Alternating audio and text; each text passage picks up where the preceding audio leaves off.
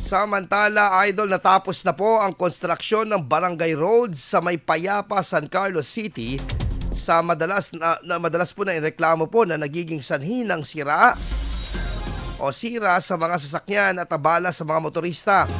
Ayon po sa Department of Public Works and Highways Region 1, nagkakahalaga po ito ng higit 4 na milyon hanggang 4.7, higit po na 4.7 million pesos ang proyektong ito na pinundahan po mula po sa General Appropriations Act noong 2024.